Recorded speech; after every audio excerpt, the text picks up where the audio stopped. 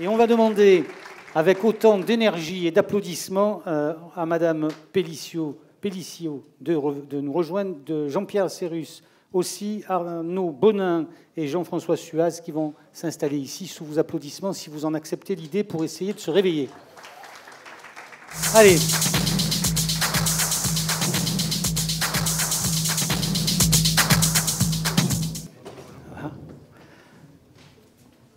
Alors, je pensais avoir 4 personnes, je n'en ai que 3. Que se passe-t-il? Il était là ce matin. Il était là, M. Serrus, il n'est pas là. Bon, on va voir s'il nous rejoint dans un moment. Alors, l'idée, c'est quoi? L'idée, c'est, on dit depuis ce matin qu'il va falloir de toute façon travailler ensemble. C'est plutôt ce qui se fait, bien sûr, par moment, comme on est du Sud, on a un peu le sang qui monte un peu rapidement, mais sinon, on arrive à se parler et il va falloir le faire de plus en plus. Et vous, Madame Pellicio, vous avez beaucoup de choses à nous dire, présidente du CIQ Saint-André, vous avez préparé une intervention, vous allez prendre un micro et vous allez surtout nous raconter ce que vous vivez, ce que vivent les personnes qui sont adhérentes de votre CIQ, qui est connu sur Marseille, pour être assez actif. Madame Pellicio. D'accord. Oui, mais en premier, si vous le permettez, je tiens à remercier mesdames et messieurs les élus, mesdames et messieurs les présidentes et présidents d'associations, mesdames, messieurs. Alors, en premier lieu, je voudrais aussi remercier vivement l'association RPACA et Qualité Air, ainsi que le conseil régional, d'avoir organisé cette réunion, qui pour moi est très très importante, mais je pense aussi pour tous les habitants, qui est une prise de conscience très importante. Alors, si vous le permettez, je commencerai par un postulat. Il était une fois des quartiers qui s'appelaient La Calade, Consolat-Mirabeau, Saint-André, Saint-Henri, Maurepiane, l'Estac et les Rios, nichés entre mer et collines, dont les habitants pouvaient se baigner, pêcher et se promener le long de la Grande Bleue. Puis dans les années 60, un mastodonte a bétonné notre beau littoral, nous empêchant tout simplement l'accès à la mer, ce qui est encore malheureusement vrai. Puis au fur et à mesure, tout au long des décennies, nous sommes devenus la zone arrière portuaire, avec son lot quotidien d'importantes nuisances atmosphériques et aussi sonores. Ne pas les oublier, celles-là. Alors nous ne sommes pas voisins du mastodonte, nous sommes limitrophes, ce qui rajoute de l'intensité aux nuisances subies. Alors, je vais un peu raccourcir parce que les 6 minutes, ça va être un peu difficile pour moi. Voilà. Alors, dans le cadre de la journée méditerranéenne de l'air, nous devons vous informer de nombreuses pollutions atmosphériques qui impactent notre environnement. Alors, je ne reprendrai pas tout ce qui a été dit en qualité de pollution. Hein. Alors, le CO2, évidemment. Les oxydes de soufre, les oxydes de nitrate, les COV, parce que nous on a tout ça aussi, on a les COV. Et tout ceci est concentré sur une même plateforme et toutes ces pollutions s'additionnent. Alors, cela, on accuse les croisiéristes. Il n'y a pas que, rassurez-vous, je vous rassure tous messieurs les armateurs, il n'y a pas que vous. Il y a aussi donc les porte-containers aussi, il y a les ro-ro, il y a aussi le trafic routier des poids lourds et des porte-containers qui circulent sur les boulevards économiques de nos quartiers. Voilà, nous avons aussi les ferries donc, de Corsica Linea et les ferries pour le Maghreb. Vous voyez, on les a tous. Et bientôt, on va avoir aussi donc, les ferries qui sont chez vous, madame, qui... Voilà, rassurez-vous, ils viennent chez nous, Cap-Jani, il n'y a pas de problème, on va les récupérer. Je voudrais aussi vous parler, puisque récemment, on a eu l'ouverture des formes 8, 9 et 10. Et là, alors là, c'est quelque chose d'extraordinaire.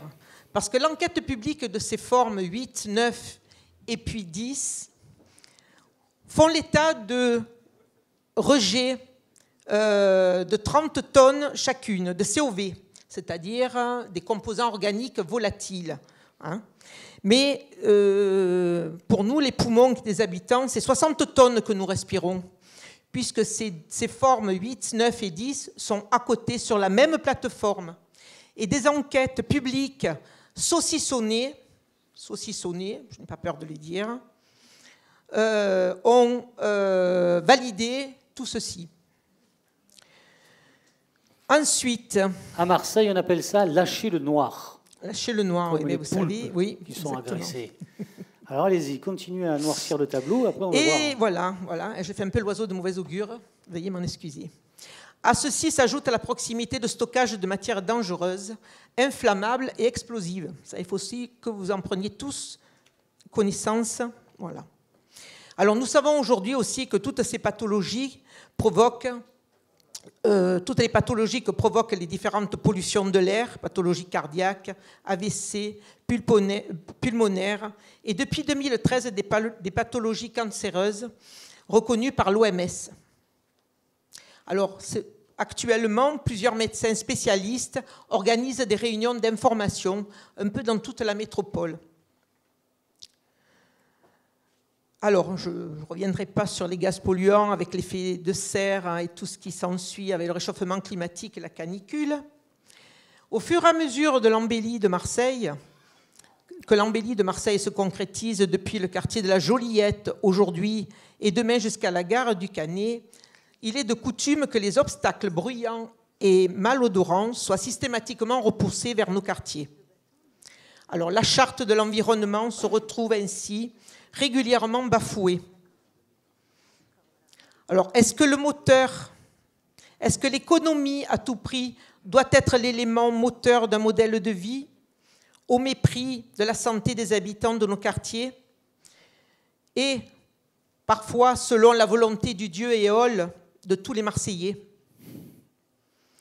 Alors aujourd'hui, nous ne pouvons plus accepter plus aucune pollution de quelque nature que ce soit. Nous avons déjà combattu en 2015 un projet néfaste pour nous, mais aussi pour tous les Marseillais. Je ne sais pas si vous vous rappelez le terminal combiné de Maurepiane. Alors après cet état des lieux que nous vous avons brossé, que pouvons-nous faire? Alors la parole des habitants ne peut se faire entendre que par la contestation. Pourtant, des organes de concertation existent, tels le Conseil de développement du port et la charte ville-port. Malheureusement, nous ne sommes pas invités. Alors aujourd'hui, nous voilà tous rassemblés afin de trouver des solutions qui amélioreront notre cadre de vie et surtout la santé de tous les Marseillais. Vous m'excuserez pour les autres ports, mais c'est vraiment ciblé sur nos ports, le bassin Mirabeau et les bassins est de Marseille. Nous faisons le vœu aujourd'hui, après tout ce que j'ai entendu, que le jour zéro d'une nouvelle ère de prise de conscience de l'importance des décisions qui seront retenues dorénavant concernant le développement durable de l'ensemble des ports de la Méditerranée. Nous faisons appel, ça va être le plus difficile, au courage des décideurs de revoir leurs copies afin de préserver la santé des habitants riverains des activités portuaires. Nous faisons aussi appel à l'intelligence collective. Ce ne sera pas facile. Je ne pense pas que ce sera facile. De quoi? De faire appel ou de trouver une intelligence collective? Pardon? Non. Ce ne sera pas facile, car les solutions peuvent bousculer des habitudes établies depuis des décennies. Mais cela est devenu une urgence vitale. Donc, en conclusion, si vous le permettez, nous avons 3 vœux. Les habitants demandent la création d'un observatoire de la qualité de l'air, piloté par monsieur le préfet de région, représentant l'État auprès des habitants. Il va arriver. La participation des habitants dans les différents organes de concertation. Le respect de la charte de l'environnement. Et je voudrais terminer par je vais vous lire un extrait du livre, petit paragraphe, ne vous inquiétez pas, je ne vais pas vous... Voilà.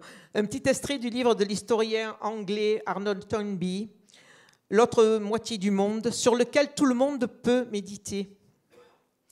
l'homme a établi sa domination sur son environnement naturel en faisant naître un environnement artificiel.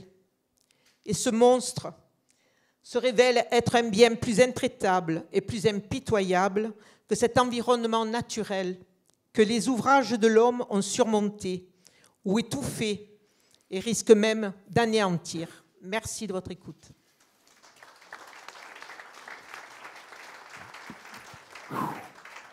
On ne sort pas de là indemne. Hein. Je n'avais pas l'impression de participer à une réunion aussi importante, hein, parce que là, vous avez dit c'est le jour zéro. On parle. Magnifique. Elisabeth Pellissiot, merci beaucoup pour votre engagement. Jean-Pierre Cérus, on croyait vous avoir perdu, mais on vous a retrouvé. Donc, vous êtes vice-président de la métropole Aix-Marseille-Provence en charge de la mobilité, des déplacements et des transports. Et ça tombe bien, parce qu'on a dit ce matin qu'il y avait effectivement la pollution due au bateau, mais il y a tout le reste, et le reste, c'est vous. Donc, vous allez nous expliquer comment vous travaillez, comment cette mobilité au sortir des ports est envisagée, ou à l'arrivée sur les ports est envisagée pour faire en sorte que la pollution soit la moindre possible. C'est parti, 6 minutes. Pardonnez-moi pour mon retard. Non, je vais être assez bref et surtout je laisserai les questions venir. Évidemment, le sujet que je veux mettre en avant, c'est que les déplacements, les transports, au sens large, le transport de voyageurs, les personnes, les marchandises, les frettes, etc., tout ça, c'est la mobilité au sens large. Et je vais commencer d'abord par une vision qui est une vision prospective, pas très longue, à 2025. Voilà ce qu'aujourd'hui les décideurs, les élus métropolitains, 240 conseillers métropolitains, ont décidé de mettre en œuvre. À l'horizon 2025, nous voulons d'abord que l'ensemble de la métropole, c'est une métropole portuaire. Je ne suis pas là par hasard, puisqu'aujourd'hui on est sur la qualité de l'air, et je pense que le port est au cœur des débats.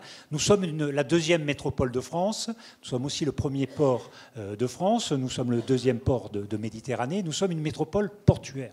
Et ce que nous voulons à l'horizon 2025, c'est un système de mobilité qui poursuit 3 objectifs. Celui de la qualité de vie, celui de la qualité de l'environnement et celui de l'attractivité économique. Et pour cela, comme dans toutes les métropoles, il nous faut un système de mobilité avec en particulier un système pour les déplacements métropolitains, plus de 7 km. Aujourd'hui, 93% sont faits en voiture. C'est ce qui crée les congestionnements et qui crée d'ailleurs une grosse partie de notre impact sur l'environnement par les déplacements. Pour le résoudre, il faut qu'on puisse se déplacer sur toute la métropole avec un système dit métro express qui irriguera une 50aine de pôles d'échanges multimodaux.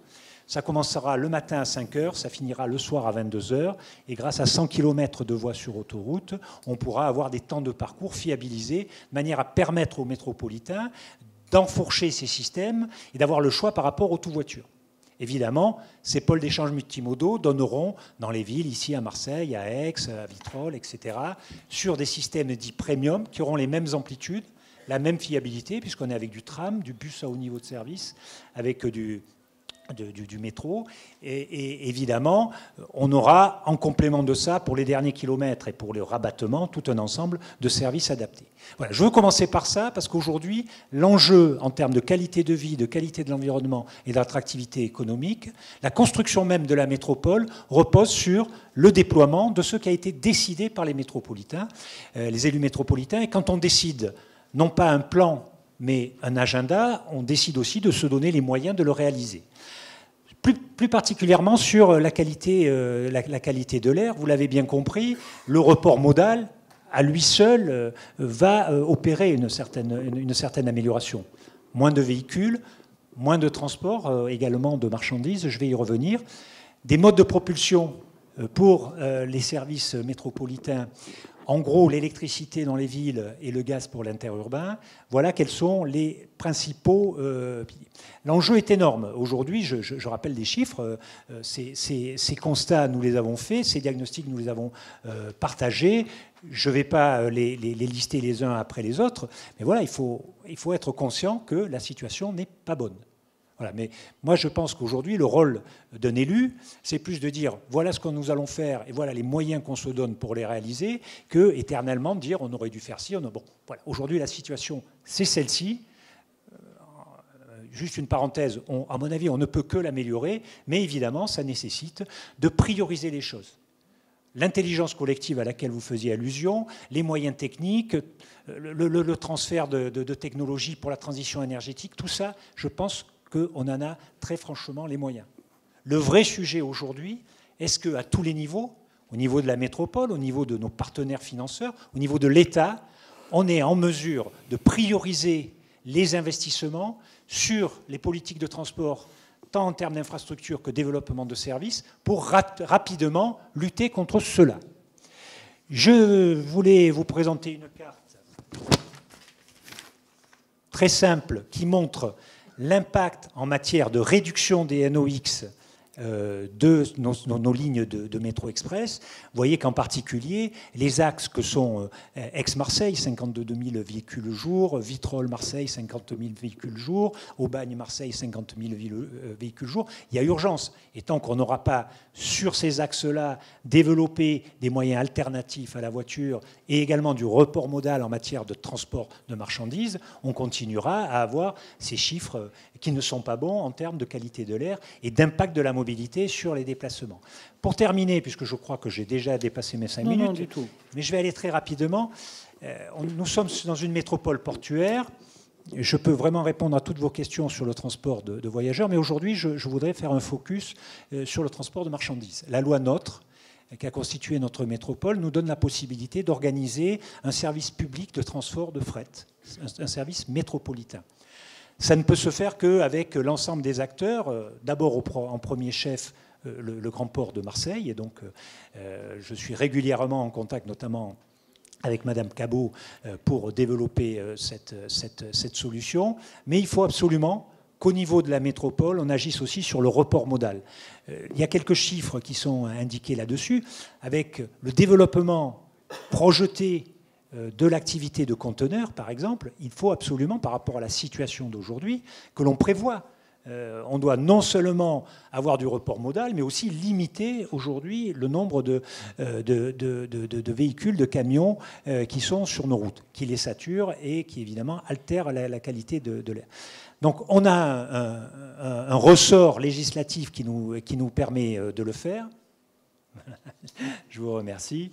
Voilà, donc 2-3 chiffres pour vous dire quels objectifs nous poursuivons. Donc encore une fois, là, la loi nous donne la possibilité, comme nous sommes organisateurs des services de voyageurs, d'organiser un service métropolitain de transport. On veut apporter donc une solution qui permettrait de supprimer 10% des poids lourds.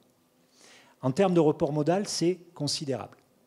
C'est à l'échelle de ce que nous sommes en mesure. Je vous rappelle qu'on va utiliser un service ferré en particulier, et pour utiliser un service ferré, on n'a pas le temps de construire et pas les moyens de construire des lignes. On va utiliser des lignes qui existent aujourd'hui et y mettre dessus des services qui seront des services de transport. Donc on a un objectif qui est un objectif tout à fait possible, tout à fait raisonnable, qui est de supprimer 10% des poids lourds chaque jour sur nos routes et d'apporter une solution qui est une solution partielle, ce n'est pas la seule pour la qualité de l'air de notre grande métropole, mais qui est de faire passer l'apport modal du ferroviaire de 7 à 20% au travers de ce service sur le transport de marchandises, en particulier sur les transports de marchandises vrac.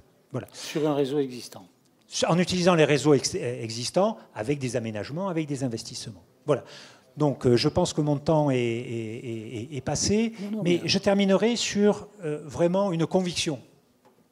Conviction, je ne sais pas si on est le jour zéro, je ne sais pas, mais en tout cas, moi, je vois aujourd'hui beaucoup de choses extrêmement positives converger. D'abord, ce type de réunion, ce type de débat, où finalement, on n'est pas forcément tous d'accord exactement sur la même chose, mais au moins, on a tous la bonne volonté d'aboutir. Deuxièmement, aujourd'hui, on a un outil institutionnel. La métropole, on peut être contre, on peut être pour, mais sur des compétences comme la protection de l'environnement, comme les transports, comme le développement économique, comme la formation et la recherche, je ne vois aucune bonne raison de ne pas rassembler 1 800 000 habitants et continuer à travailler par secteur. Vous direz ça, Madame Joissains. Surtout que pour revenir, mais je le dis régulièrement à Madame Joissains, je fais partie de la communauté du Pays d'Aix et je crois qu'il faut tordre le cou à une analyse, à mon avis, erronée. Aujourd'hui, il ne s'agit pas de dire qu'avant c'était meilleur et que tout marchait. En termes de transport, moi je parle de ceux dont je m'occupe, ça ne marchait pas. et on peut continuer à développer, à densifier des systèmes de mobilité de bassins sur les 6 bassins qui existaient avant, on continuera à ne pas bien fonctionner à l'échelle métropolitaine. Or, en matière de qualité de l'air, je crois avoir compris, je ne suis pas un grand spécialiste, mais ingénieur de formation, que l'air passe les frontières. Et en particulier, il passe les frontières des anciennes EPCI. Donc voilà, je suis peut-être un peu formel là-dessus, mais en matière de transport, on a, comme je le disais, l'alignement d'un certain nombre d'éléments positifs. Maintenant, j'alerte tout le monde. Est-ce qu'on va être capable, une fois qu'on est tous d'accord pour dire que ce sont des sujets prioritaires, la santé publique, la qualité de vie, la protection de l'environnement, le développement économique, est-ce qu'on est capable de concentrer nos moyens et nos investissements sur ces politiques-là? Merci beaucoup. Si ce n'est pas de la conviction, bon, vous êtes le deuxième à dire, quelque chose a changé, l'air semble plus léger, c'est indéfinissable. Comme aurait dit Barbara. Monsieur, seul niçois, depuis ce matin. Ah, vous n'êtes pas venu seul quand même. Chef du service environnement métropole Nice-Côte d'Azur. Et vous allez nous parler d'un dispositif de monitoring urbain assez imposant. Vous pouvez, si vous voulez aller au centre, allez-y. Vous êtes bien ici? Vous êtes à l'extrême gauche, hein, je vous le dis. C'est pour un Niçois, c'est rare.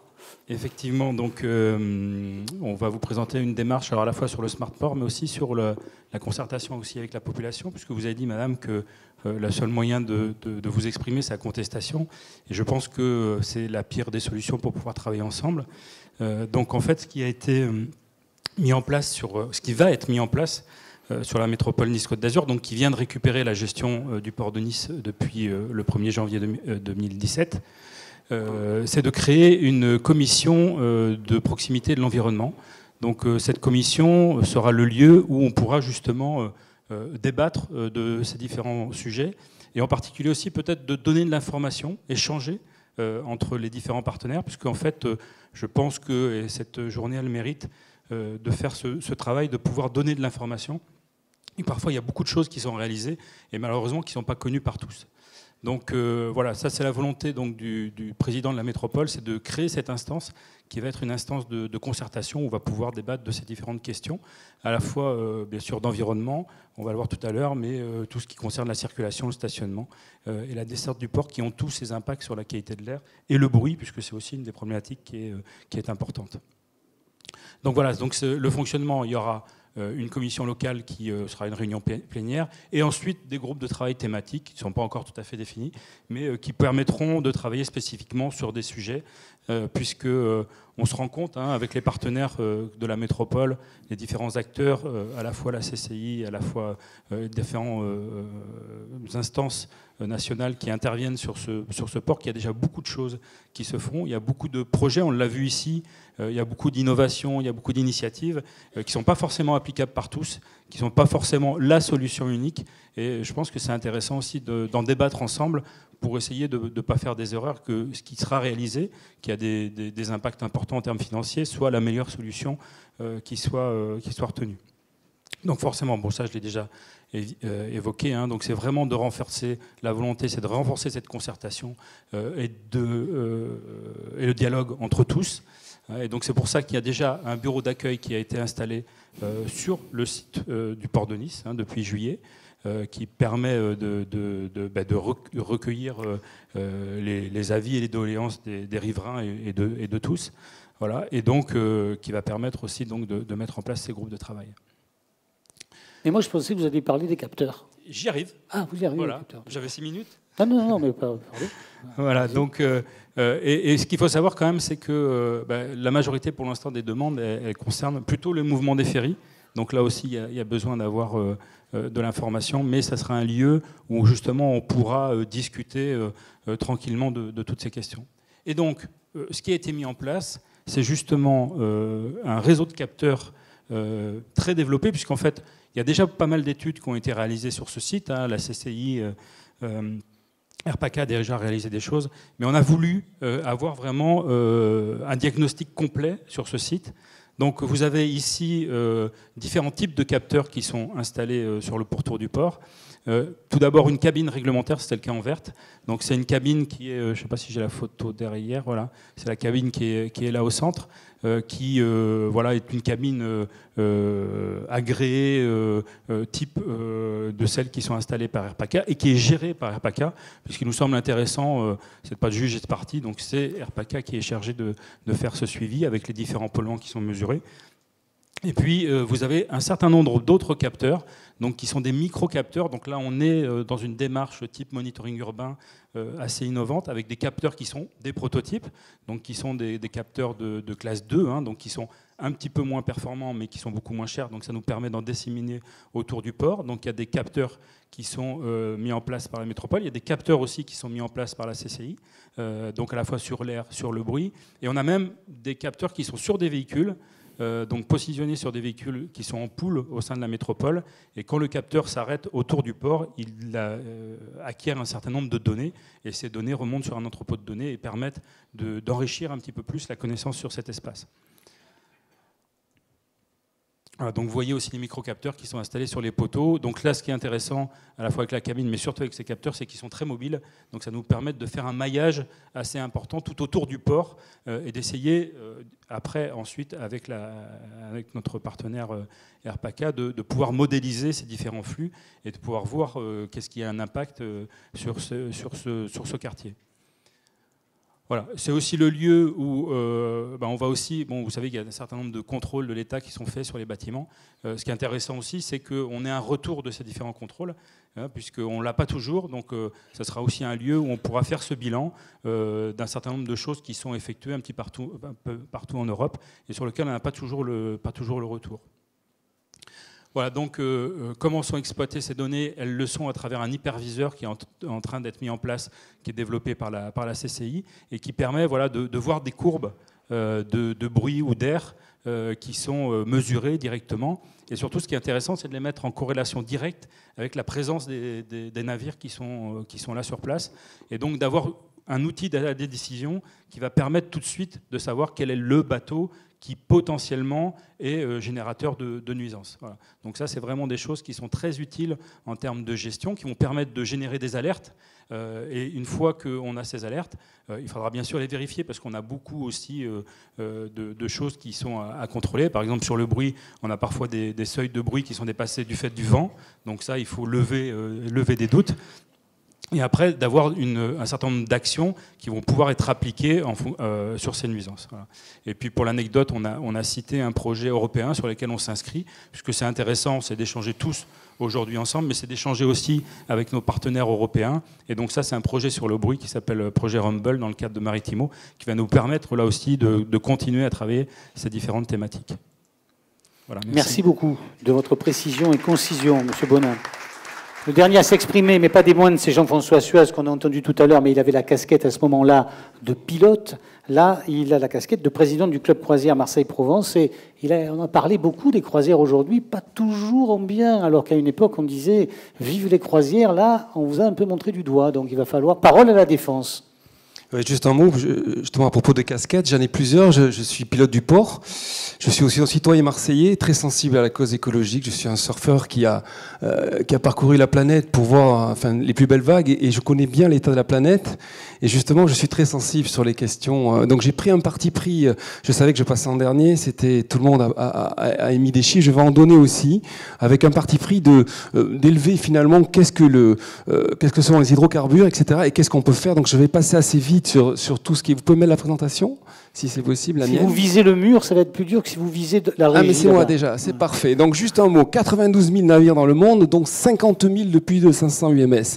315 paquebots, vous voyez, on est à 6 paquebots sur 1000, donc juste sur 1000 bateaux, il n'y a que 6 paquebots. C'est juste pour rappeler ce qu'est l'activité de croisière, elle représente donc une part infime.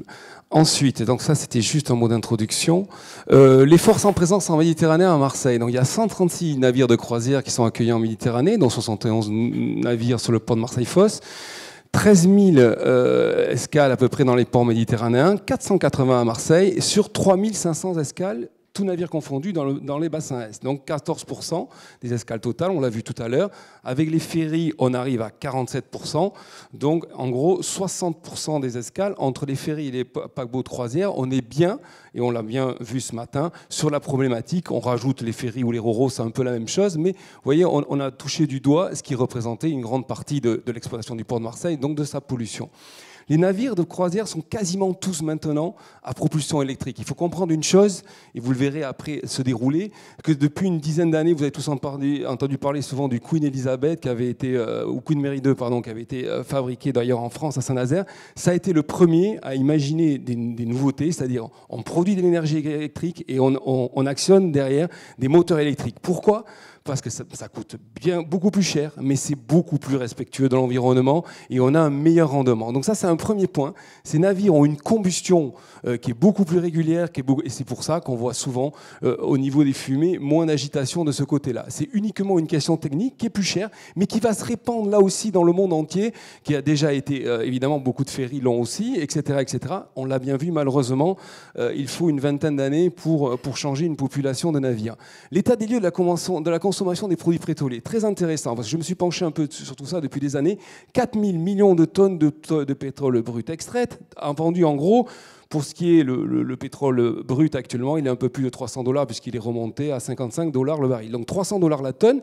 Consommation de produits pétroliers en France, 80 millions de tonnes, dont 4% de fioul lourd. Vous voyez, on y est, on touche du doigt ce qui va se passer. En gros, les Français consomment 4 litres par jour et par habitant de ce pétrole-là. Les soutes mondiales des navires, alors il y en a entre 250 et 350 millions selon comment on se place, si on intègre les MGO dedans, qui sont ces fameux gasoils à 0,1. Et si on garde les fioul lourd, on n'arrive qu'à 250 millions. On arrive à 75 milliards de dollars.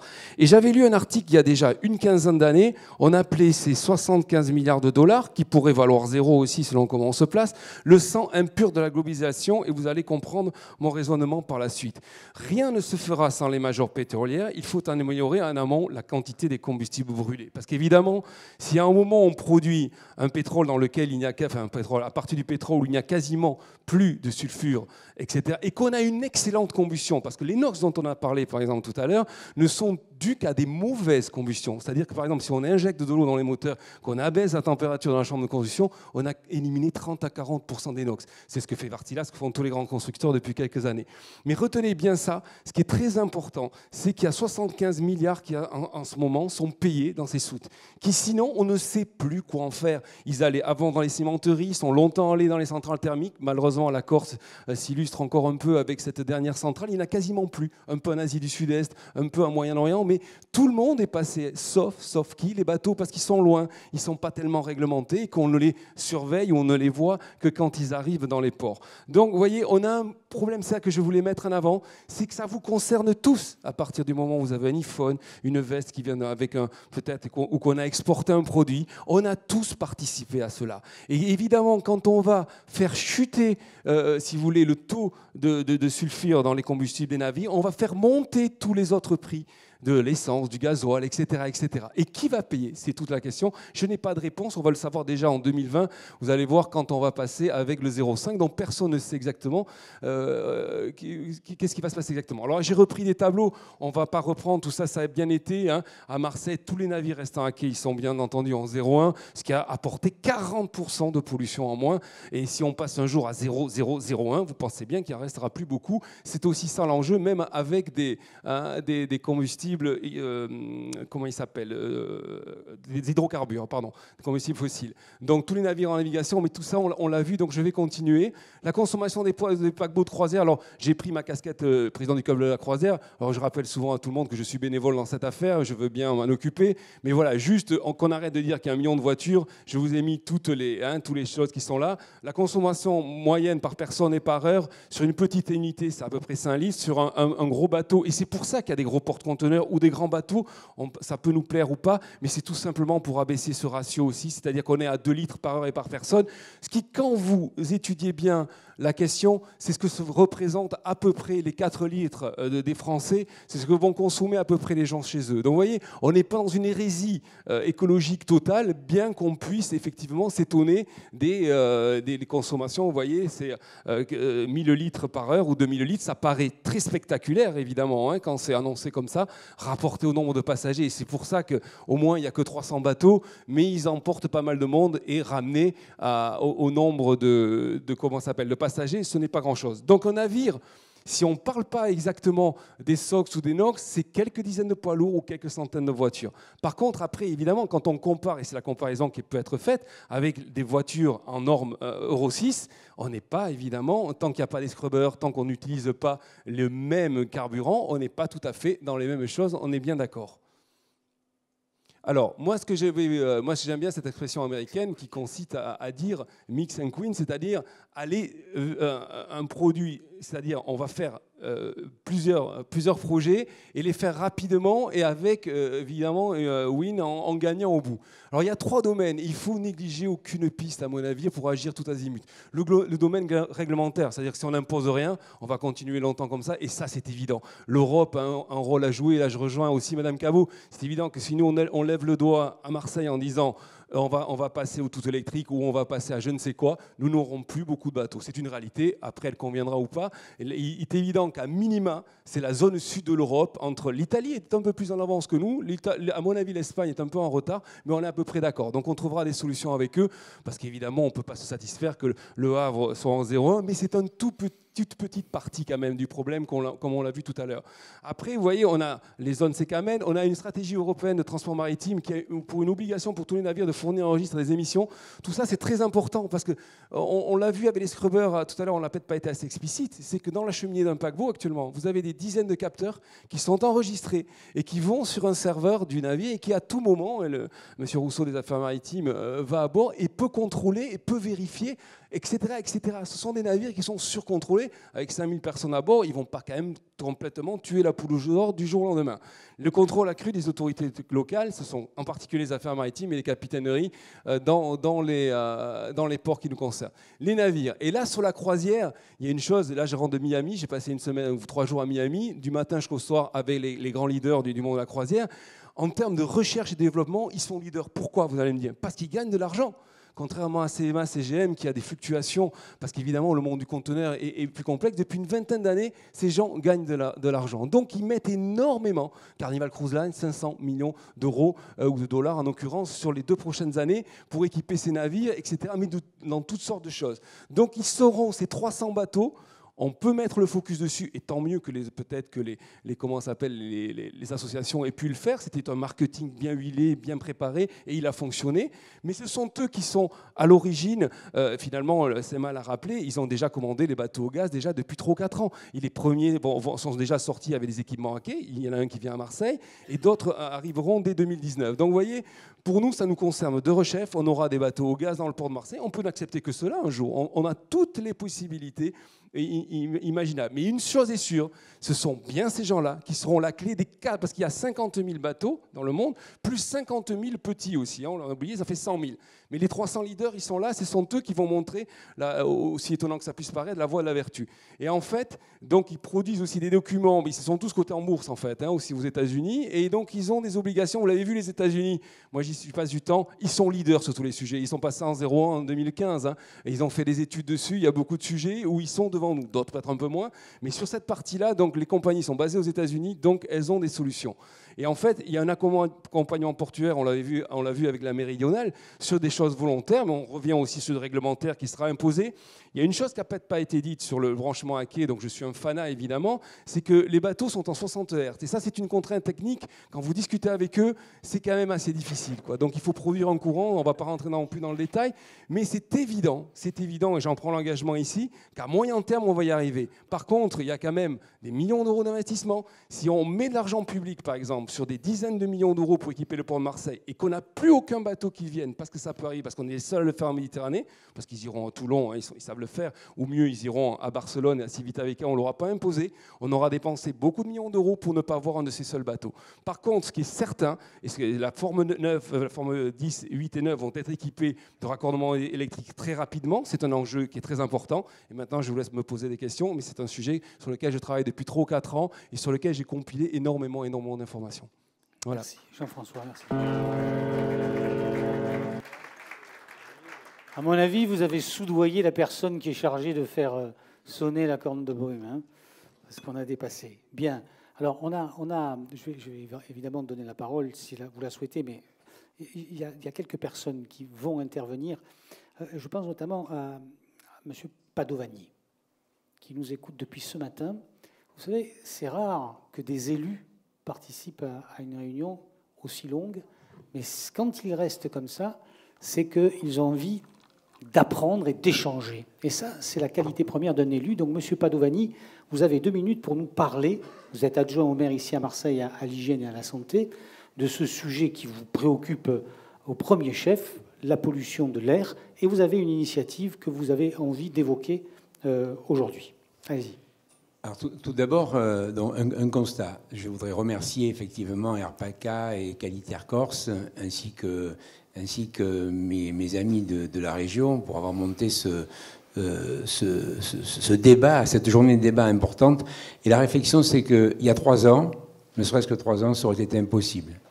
Impossible, pourquoi ? Parce que finalement, on a dans la salle des gens qui étaient dans une opposition frontale, systématique, ceux qui disaient « vous faites rien » et ceux qui avaient raison de dire « vous faites rien » parce qu'ils étaient dans une position de batailleur, de revendication. Bon, aujourd'hui, on voit que tout le monde fait un effort, tout le monde est dans l'avancée, tout le monde a pris en conscience ces problèmes-là. Et donc tout le monde aujourd'hui sait qu'on réfléchit là-dessus. Donc les débats sont beaucoup plus dans la quiétude, même si de ci ou de là quelques sentiments s'expriment de façon un peu plus violente. Mais tout le monde est dans la quiétude, et je crois que c'est avec ça que les débats ont une tenue et vont déboucher sur des actions. Donc ces généralités étant dit, pour moi, acteur de santé, c'est important de voir que finalement le fil conducteur, au-delà des technicités qui sont celles qu'on a évoquées, le fil conducteur, ça reste comment on fait pour bien vivre dans une ville et comment on fait pour bien vivre dans une ville-port. Même si ce matin on a dit que les 10 plus grandes villes où le bien-être était acquis, c'était des villes-ports. Donc comment on s'inscrit dans cette thématique-là ?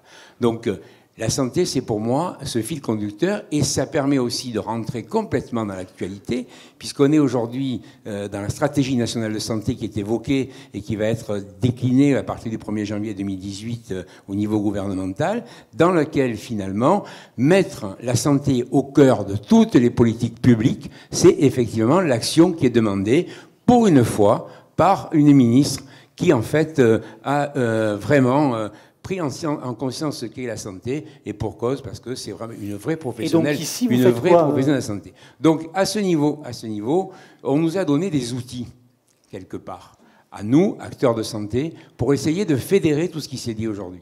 Et donc, il y a un outil particulier qui s'appelle l'évaluation d'impact en santé, et cet outil particulier, c'est quelque chose qui met à la table de concertation tous les acteurs qui produisent quelque part une modification d'un équilibre de cité, que ce soit dans l'urbanisme, que ce soit dans le port, que ce soit dans les transports, que ce soit sous forme d'une dimension géographique, soit sous forme d'une thématique.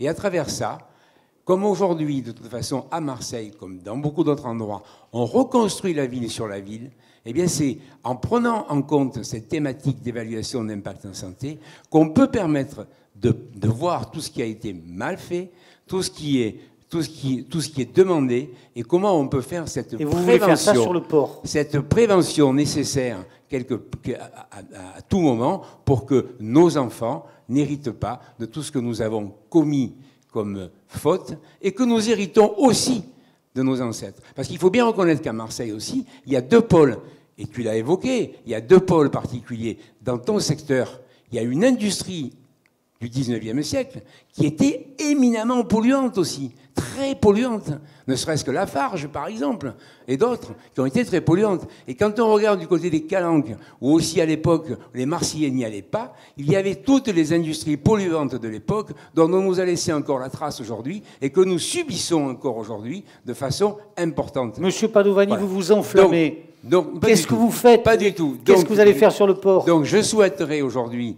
que cette évaluation d'impact en santé rentre dans l'esprit de tous les décideurs politiques et de toutes les actions qui sont faites et que quelque part on place cette santé dans ce cadre-là avec la réflexion de tout le monde, que ce soit, alors là, tout le monde y participe, les acteurs associatifs, les acteurs citoyens, puisque nous sommes aussi aujourd'hui dans une participation citoyenne, les acteurs industriels et les acteurs de la santé. Donc je souhaite qu'à Marseille, puisque ça ne se fait pas beaucoup, on en a lancé une à Marseille, nous actuellement, sur un projet de rénovation urbaine, où on va lancer une EIS sur un projet de rénovation urbaine à Herbel.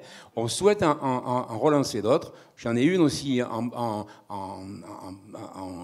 chantier, j'allais dire, sur une autre rénovation urbaine. Mais je souhaite aujourd'hui qu'au-delà de la rénovation urbaine, parce que je travaille avec des acteurs, dont vous en connaissez une d'ailleurs, Monsieur Olmeta, avec qui je travaille là-dessus et qui a pris aussi la décision d'y aller. Et donc je souhaite que les autres acteurs aussi, dans le domaine des politiques, souhaitent venir aussi sur cette thématique-là.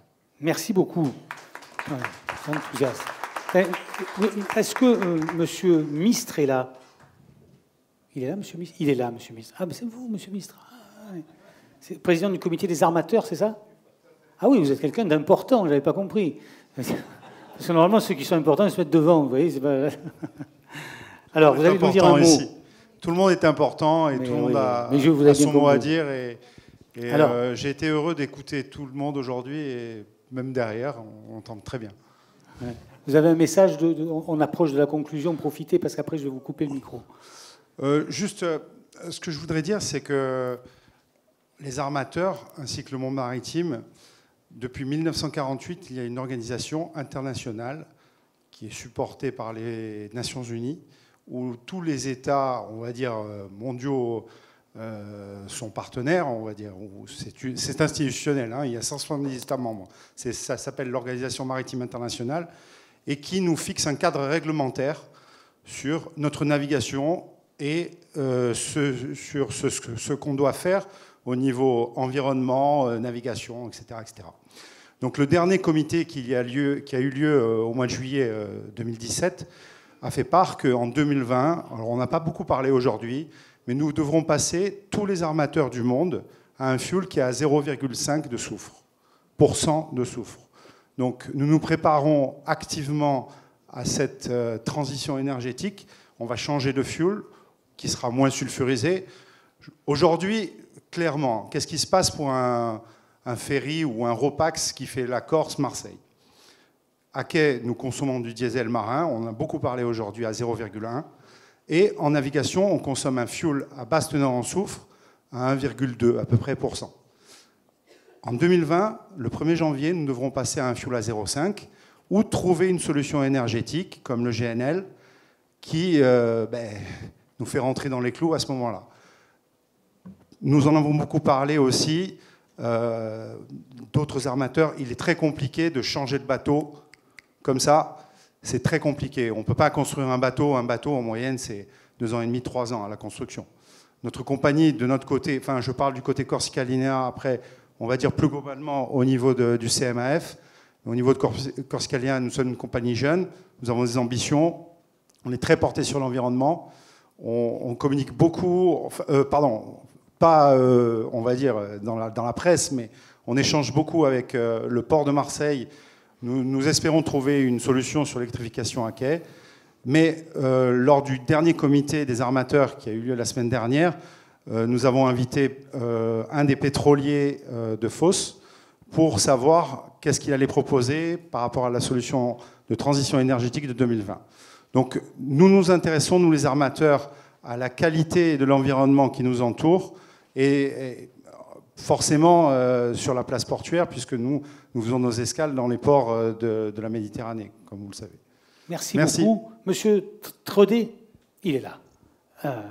vice-président de la Fédération des comités d'intérêt locaux de l'Est toulonnais. Vous êtes un peu comme les CIQ toulonnais, c'est ça, le comité d'intérêt de quartier, mais version toulonnaise. Vous avez 2 minutes pour nous faire passer votre message. Je vais essayer Profitez. d'être bref. On regrette un peu, parce qu'on représente quand même 14 CIL à Toulon, Toulon-Est, et de ne pas être parmi les acteurs, parmi vous. Mais bon, je fais à juste quelques mètres près, vous regrettez. Non, mais on en revient dans si ça n'est que ça. Vous savez que l'Assemblée nationale a voté que pour Toulon devienne métropole. En 2018, nous sommes métropole. Donc on sera à l'égalité de Marseille et d'Aix-en-Provence. Très important, puisque nous sommes sur l'arc méditerranéen. Monsieur, vous avez parlé de la pollution de l'air parmi je dirais, les véhicules automobiles. Nous, on se pose des questions sur la pollution de l'air, notamment par la ligne ferroviaire. Notre président de la République s'est désengagé du TGV. On veut absolument que la nouvelle ligne Marseille-Toulon soit maintenant doublée pour qu'on y ait beaucoup plus de transport ferroviaire. On attend toujours la réponse. On nous renvoie au calendrier grec, c'est-à-dire en 2030. Là, on n'est vraiment pas content. On a des réunions souvent avec un réseau ferré de France, et donc on va essayer de faire activer la chose. Ça, c'est le premier constat que je fais, et je dis, bon, c'est dommage. La deuxième, c'est la deuxième personne qui est intervenue, en parlant de quand certains bateaux ne sont pas acceptés à Marseille, ils portent à Toulon. On n'est pas Toulon poubelle, malheureusement. Ça veut dire quoi? Ça veut dire que Toulon, on se plaint. Vous avez dit, madame, que vous étiez dans une... comment dirais-je, un CIL avec des gens qui sont pollués. Nous, on a un immeuble qui fait 26 étages qui s'appelle la Goélette. Et il y a un nouveau quai qui va être fait, le nouveau quai de plus de 400 mètres à Toulon. Il va être très très proche de ce bâtiment de 26 étages. Ce qui veut dire quoi? Ce qui veut dire que la pollution, elle est beaucoup plus importante chez nous. On se pose des questions. RPACA nous a dit que la pollution des maritimes était de 14% environ. Je pense que c'est beaucoup plus important. On manque de capteurs. On a demandé, je vous ai demandé tout à l'heure qu'il y ait beaucoup plus de capteurs sur Toulon. Malheureusement, il n'y en a pas. Donc tout ça c'est une plainte, si vous voulez, d'un Toulonnais que je suis, mais sur tous les points. Voilà. C'est déjà pas mal, en tout cas. RPACA. Oui, et le grand P. Alors attendez, et le dernier point, c'est bien sûr, c'est l'électrification du quai. Ce quai de 400 mètres, alors vous avez dit que ça coûtait, mais la personne qui était avant vous a demandé, bien sûr qu'on voudrait l'électrification du quai de 400 mètres, ça va coûter cher, ça va coûter peut-être moins cher si on le fait payer par les bateaux, si on fait comme à Marseille des taxes, enfin, il y a beaucoup de solutions. La question c'est, est-ce que vous pouvez... vous portez, je dirais, porte-parole de Toulon, parce que vous avez vu dans quel état nous sommes. Voilà. Je pense que le message a été reçu par RPACA et qu'ils se feront l'écho de vos propos. Monsieur Salducci est là ou pas? Il n'est pas là, Monsieur Salducci. Hein. Bien, écoutez, il est... oui, qu'est-ce qui m'appelle? Ah oui, c'est vrai. Alors, dernière intervention. Pardonnez-moi, autant pour moi, je m'étais engagé. Alors, vous êtes niçois et vous vivez tout près d'ailleurs du port de Nice. Gérard Bonne, je suis donc secrétaire général d'une nouvelle association qui s'appelle l'Association niçoise pour la qualité de l'air, de l'environnement et de la vie. Alors pourquoi? J'habite sur le port, je suis le président du conseil syndical d'une grande résidence et depuis 2 ans, je suis harcelé par les résidents sur les nuisances des bateaux, sonores, fumée, etc. Le hasard a voulu que je rencontre mon ami Daniel, chercheur, qui a écrit un rapport qu'il a envoyé au président de la République, au Premier ministre, à Nicolas Hulot. Et nous avons ensemble recueilli les plaintes de nos résidents. Nous fédérons à peu près, nous représentons quelque chose comme une 20aine de résidences entre le port et le Mont-Boron. Et je rends ici hommage à M. Bonin, qui transmettra à M. Estrosi, qui depuis qu'il a pris la métropole, je pense qu'il a pris un peu le taureau par les cornes, et c'est ce que nous attendions, de pouvoir nous exprimer. Donc la commission locale de proximité de l'environnement, qui va se réunir pour la première fois le 7 décembre, nous y serons présents et nous en sommes ravis, parce que si j'ai bien compris, d'après les autres associations, elles ne sont pas toujours acceptées dans les réunions de discussion. Donc nous avons beaucoup de choses à dire. On n'est pas là pour critiquer, on est là pour proposer. Mais il faut que vous vous rendiez compte, vous les Marseillais dont on a parlé depuis ce matin, et c'est normal, le plus grand port de France, Mais les bateaux, vous les voyez peut-être d'un peu loin. Nous, quand on habite sur le port, ils nous passent à 100 mètres. Ils ne sont pas si loin, Marseille.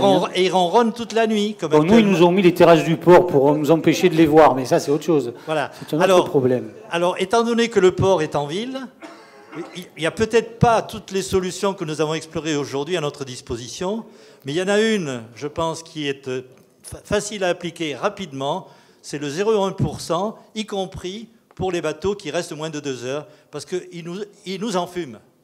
Okay. Alors, je ne sais pas comment on va pouvoir adresser ce problème. Vous y serez, M. Bonner, la commission ? Vous pouvez peut-être vous arranger après. Hein. Alors, voilà, on s'arrangera après. Mais pour nous, si vous voulez, étant donné l'enclave de ce port dans la ville, étant donné peut-être le problème d'électrification, le problème de taille des bateaux qui vont venir, parce que les bateaux GNL, je pense qu'ils vont être plus gros que le port de Nice. Bon, voilà. Donc, on remercie la métropole d'avoir pris cette action et nous sommes ravis de pouvoir y contribuer. Et je vous remercie pour cette très belle réunion aujourd'hui. Merci, monsieur. Merci. Et pardon à celles et ceux, j'ai vu un général au fond qui voulait parler, mais je ne peux pas. On va conclure. On a déjà pris beaucoup de retard. J'ai le sentiment, pour animer pas mal de réunions, j'ai le sentiment que rarement on a donné autant la parole au public. Rarement. Et c'est tant mieux. Et oui. Ah, c'est un scandale en plus. Et c'est pas bien. On ne donnera plus. Alors, on va donner la conclusion à nos 2 présidents qui vont très rapidement nous dire ce qu'ils ont entendu et comment ils vont faire écho à ce qui a été dit. Voilà. Merci 1000 fois. Ma mission s'achève. La leur n'est pas tout à fait terminée. Messieurs, vous avez la parole. Allez-y, je vous en prie.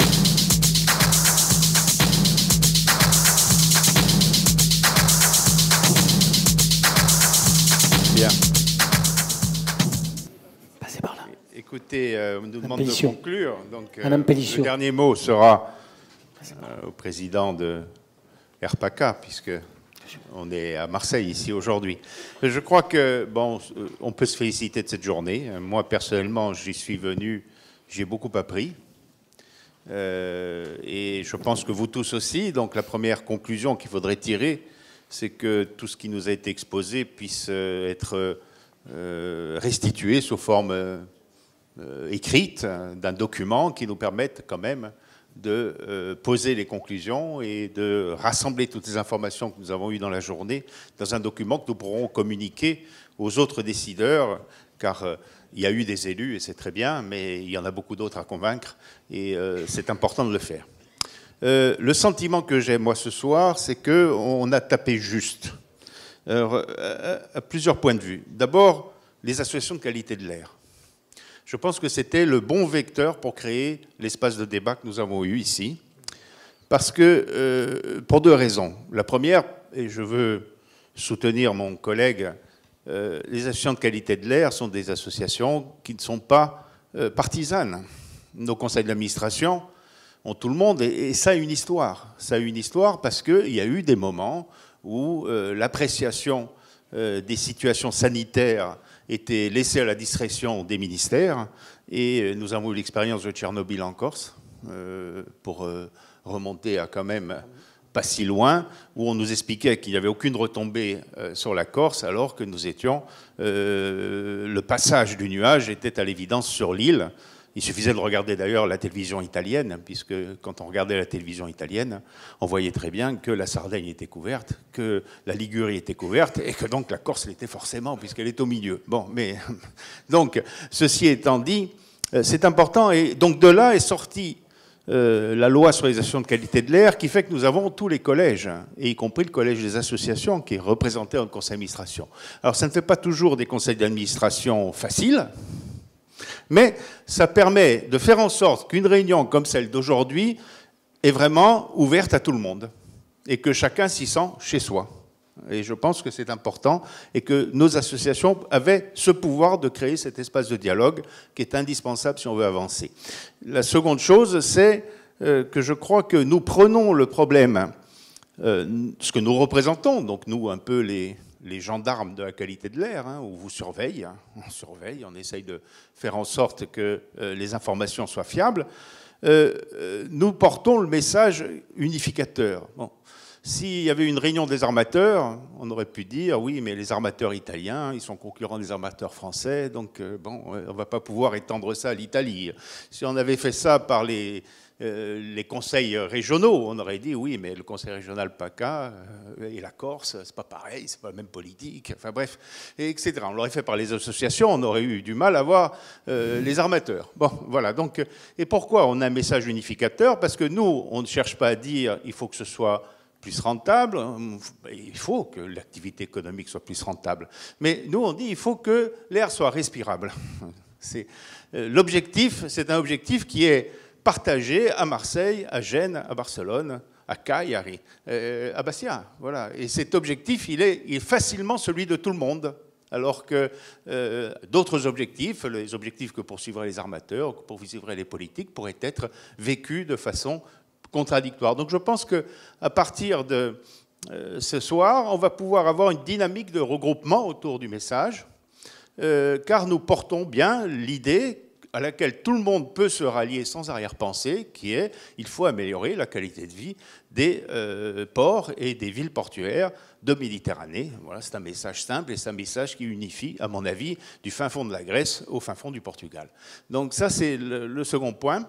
Et donc je pense que pour ça, nous sommes assez bien placés. Ensuite, l'autre, je dirais, pertinence de notre binôme, Corse et PACA, je crois qu'elle est pas mal, d'abord parce que dans l'espace méditerranéen de responsabilité française, je dirais, c'est quand même l'essentiel de l'activité portuaire, nos deux régions. Et ensuite parce que, pour parler à Gênes, quand vous appelez Bastia, ça ne marche pas, quoi.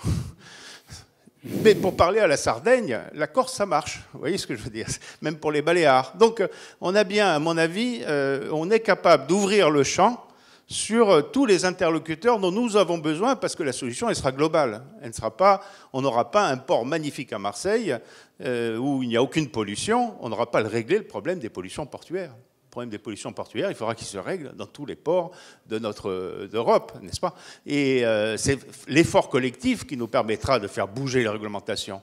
C'est l'effort collectif qui nous permettra de dire à l'armateur, non, vous ne pouvez pas boycotter Marseille, parce que à Gênes, ça sera pareil, parce qu'à Barcelone, ça sera pareil, n'est-ce pas? Sinon, on va laisser les portes ouvertes à toutes les déstabilisations, et c'est en rassemblant tout le monde que l'on aura une politique pertinente. Donc voilà, je crois qu'on a trouvé un chemin, Monsieur le Président, qui est un bon chemin. Il n'y a plus qu'à le poursuivre.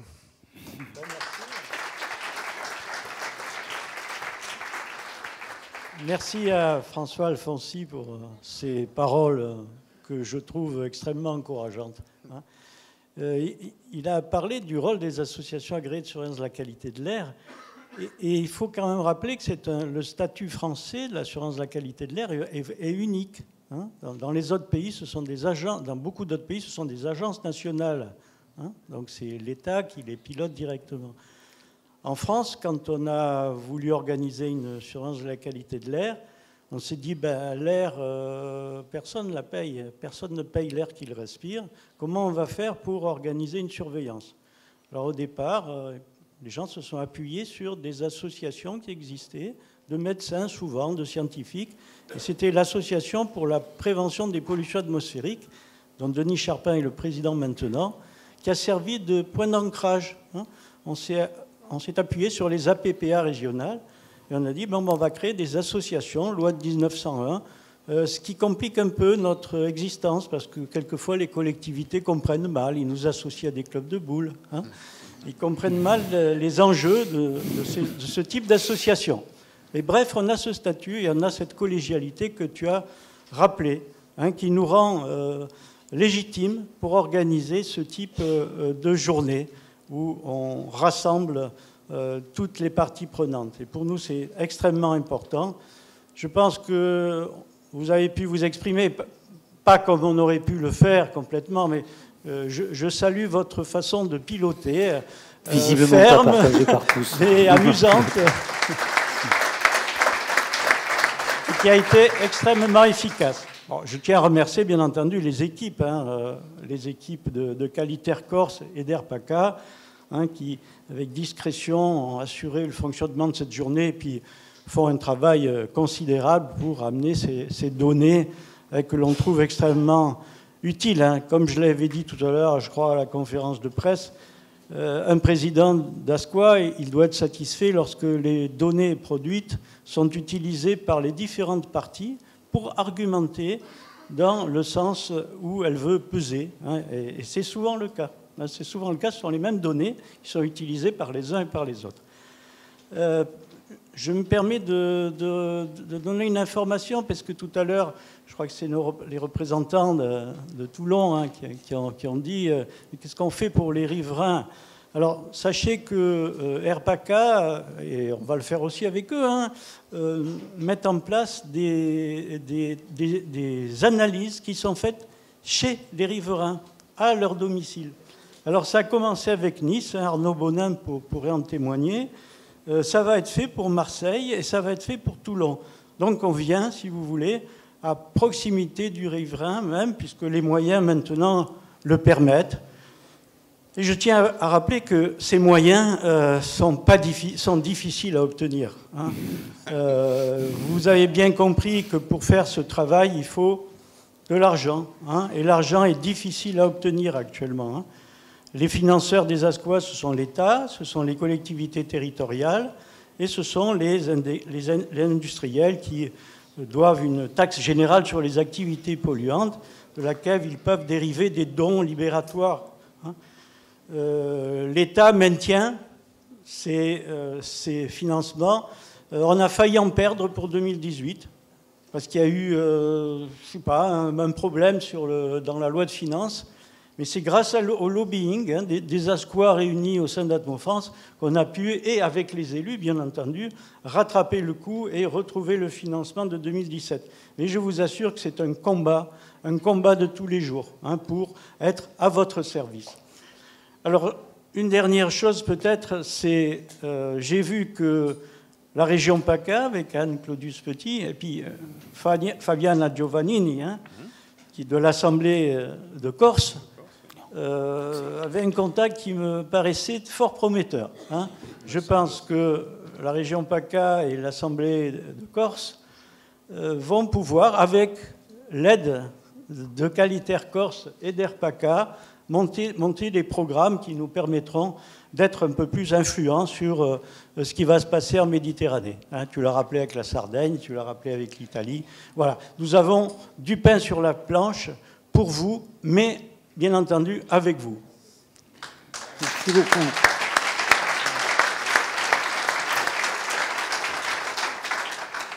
Fin de cette journée. Voilà. Merci à vous et à bientôt pour d'autres aventures. Merci. Encore merci. Merci.